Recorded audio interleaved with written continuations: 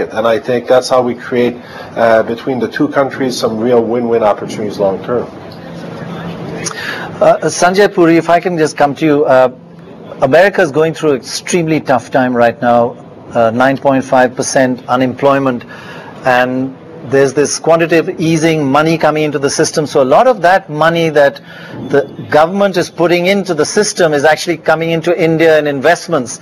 Do you see this as a long-lasting phenomenon, or is it short-term money coming to India, or is it a long-term investment? I think it's a long-term investment. President Obama talks about doubling exports in the next 5 years for United States. So, if you look around, which are the two fastest growing economies in the world, it's China and India. So, India is a long-term play for most investors out there because, they're projecting 8+% growth for the next 10 years. So, I would say it's a pretty long-term investment that most of these financial investors are making. Right. Anand, when American companies invested in India, we were terribly worried that profits are going out of India and eventually, they're taking all our family jewels away. When India invests in America and we're creating jobs there, does the reverse apply? The profits come back to India, or is there some doubt about whether it's benefiting them more than us?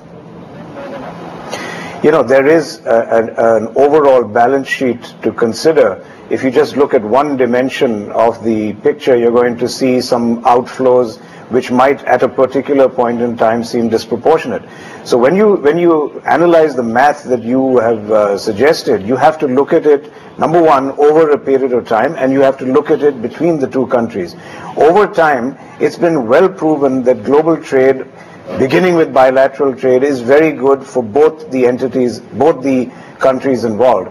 So I think what is required is a relationship of equals. What we need really is Jugalbandi. Jugalbandi is when you don't really have one soloist and another accompaniment. It's a very good Indian classical form of music. And I think what we need to do is promote Jugalbandi around the world and say, look, as long as you don't want me to be just the accompanist, and you want to be the soloist, at certain points in time we can both play the same tune and we can both benefit, there's gain for us. So over time what I'm saying is the math evens out. The point is to increase the absolute level of trade. As long as the absolute level of trade is going up between the two countries, it is a gain for both sides. Yeah, and Rajan, to put it in perspective, American trade with India is still very, very small. It's like 1 or 2%. I think the president said is less than America's trade with Netherlands, while China, of course, dominates American exports and imports. So China has shown what Anand is saying, Jugalbandi works for them. What does India have to watch out for in this relationship? The fact that we're equals now does help. We can negotiate better like we couldn't earlier. What are the factors that you're telling Indian entrepreneurs, watch out for, be careful in your negotiations? No, I think clearly, as the President said, our trade is only about 2% of the U.S. worldwide trade. We need to enhance this cooperation between the two countries, and an American President said that few sectors which India needs to open up. And we strongly believe at our end that those sectors will not only help the American companies to come here and set house and technology and processes, but it will benefit the Indian industry. Particularly, he spoke about education, agriculture, innovation. He spoke about retail. He spoke about the financial services. I think India Inc. needs to engage if we want to expand this trade, if we want to take this on a new trajectory. And of course, the issue that India Inc. wants is that India is a knowledge-based industry. It is IT-ES-led industry. While we are opening the sectors, we should also realize, and the U.S. must realize more than us, that they need to also let the people movement take place, totalization contracts to be placed. So I think it's a two-way trade. When the President talks about two-way street, then it must be looked in totality. I think it can be a partnership for a long term, especially with technology denials now be taken off, on 3 entities being taken off the watch list, and India will get technology for the dual use, as has been saying. U.S. brings on the table technology and innovation. And I think India with U.S. on a partnership on both these elements can add huge value. Right. If I can bring Louis Chenevert back in the discussion. talking about India and China, from an American perspective, how does India and China, how do the cards stack up, these two countries, from an American's perspective?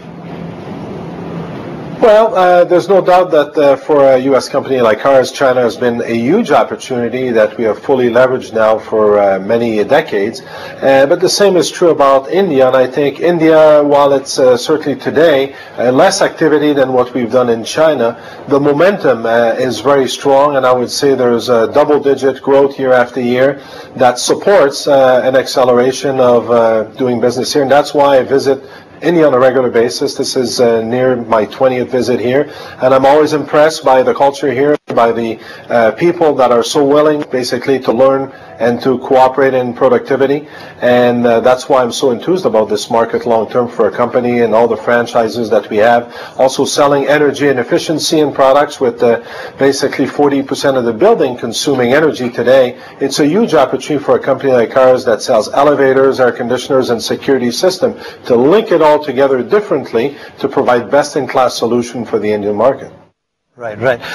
Anand, you know, American politicians, and particularly the president, talks a lot about democracy being so important. It's the oldest and most efficient system, and the similarity between the American democratic system and the Indian democratic system.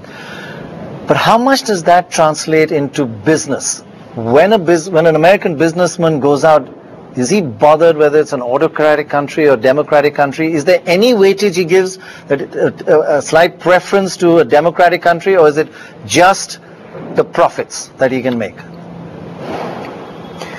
You know, Pranay, as you well know, we both lived over a time when we felt that the US and frankly a lot of other Western democracies were simply genuflecting to our democracies and were making, you know, nice sounding speeches about democracy, but when it came down to hard currency and investments and preference of areas to do business, they would always head to places which were characterized by autocracies. Now, let's remove that emotional angle and say, why does business gravitate? Why did they? Is it because business has no conscience? No, it's because business wants predictability. So what they found was a greater predictability in regulated or autocracies where their projects would get completed, their projects would get passed, and that they could predict what kind of business they would get. Now what's interesting is that democracy actually provides greater predictability. Today, the question about China is that at some point, pressures will create democracy and there will be political turmoil. That creates unpredictability. India is suddenly edging ahead in the competition because not only do we have the predictability of democracy, but we finally have traction and growth. So as long as you're getting growth in India, you're getting an economy moving at 9%, that combined with democracy, I think becomes a very alluring combination and will trump those economies which have growth, but the unpredictability of dictatorships or autocracies. Right, right. Sanjay, if I can ask, is there any way, you know, when Americans now do business, they do factor in a lot of non-profit factors like child labor, like green environmental impact, etc. Is there any way where democracy could be factored in as an important aspect in their decision to invest in any country? I think Anand kind of hit the nail on the head, because you also, along with democracy, you get rule of law, because not only are